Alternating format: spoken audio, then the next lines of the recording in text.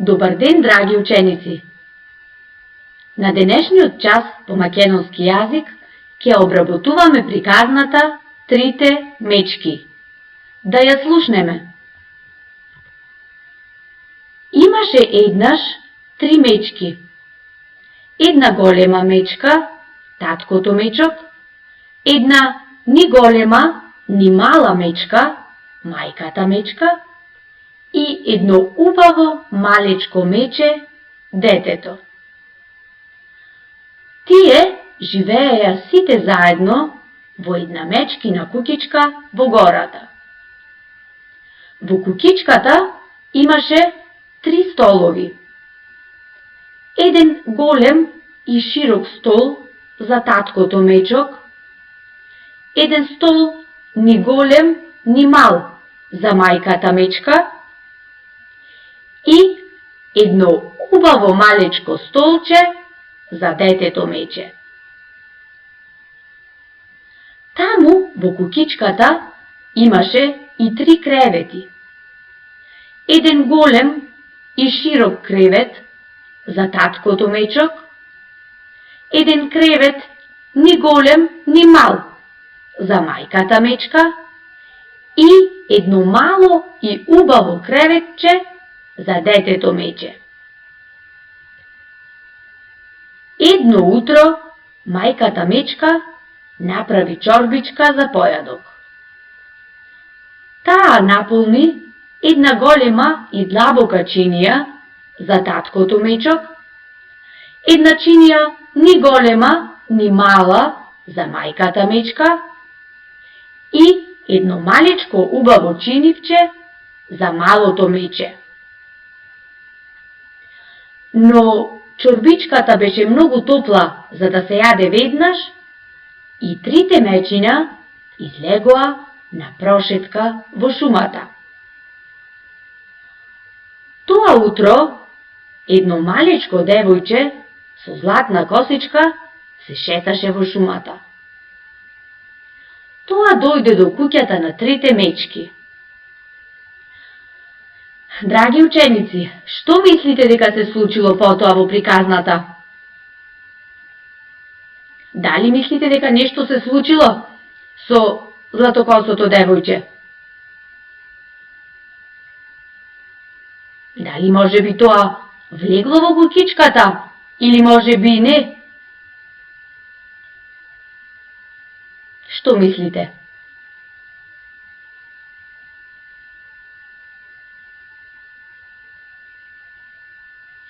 Ајде да слушнеме што се случило понатаму.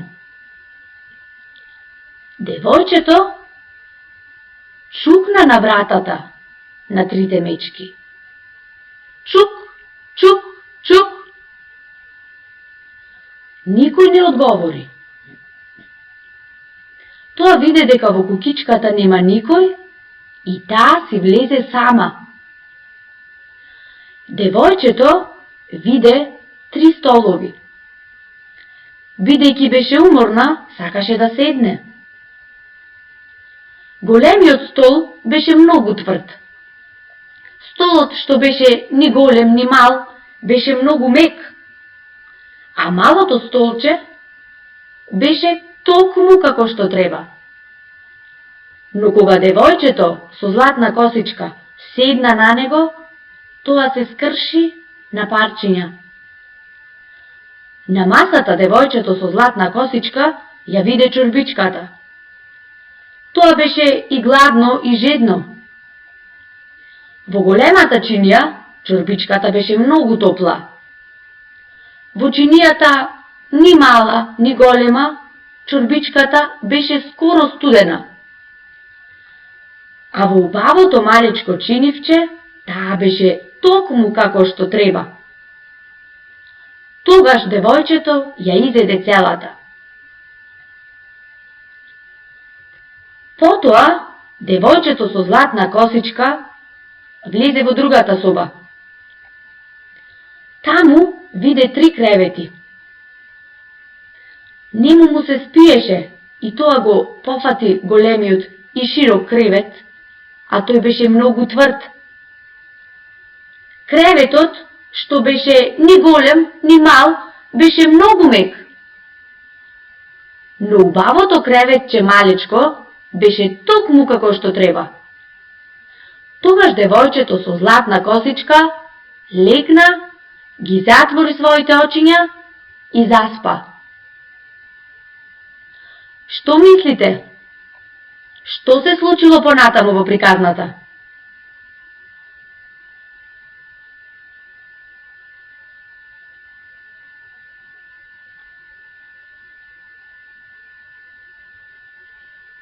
Ајде да дознаеме. Фамилијата од трите мечки се прошета низ шумата и се врати дома. Кога влегоа, тие забележаа дека некој доаѓал во куќичката.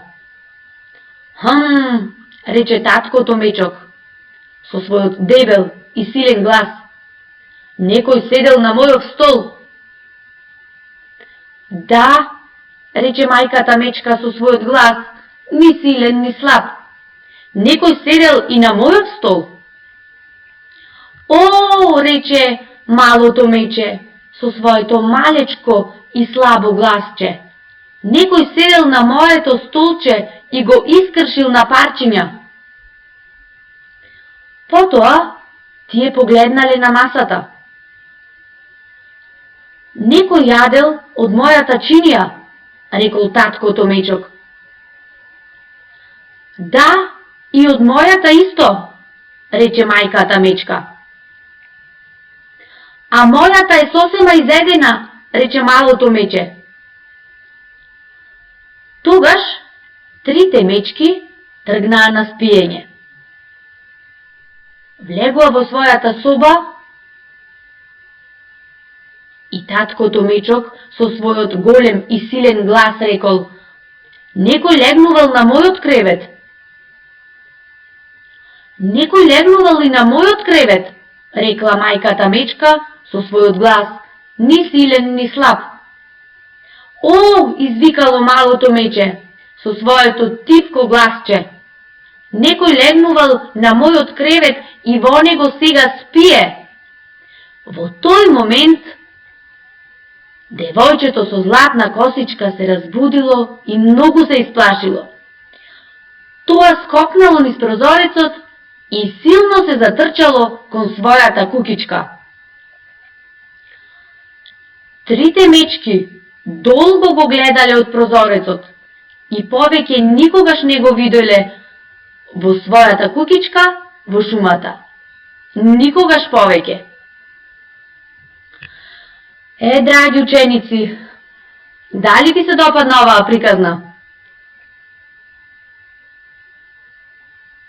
Оваа приказна е многу поучна. Што мислите?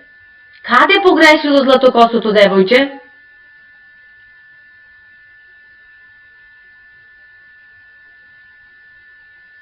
Дали треба да се оддалечуваме од нашите домови сосем сами?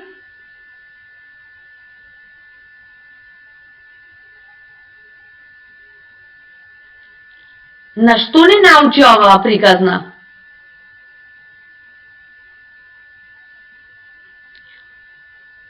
Ова девојче веќе никогаш не влегувало во тугите домови сосем само.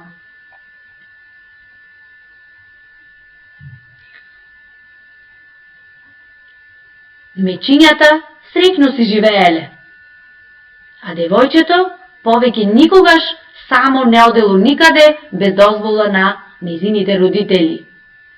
Ученици, ваша задача е да ја пуштите уште еднаш оваа приказна, следете ја внимателно, слушајте ја и во вашите тетрадки илустрирајте, односно нацртајте го делот од оваа приказна што најмногу ви се допадна.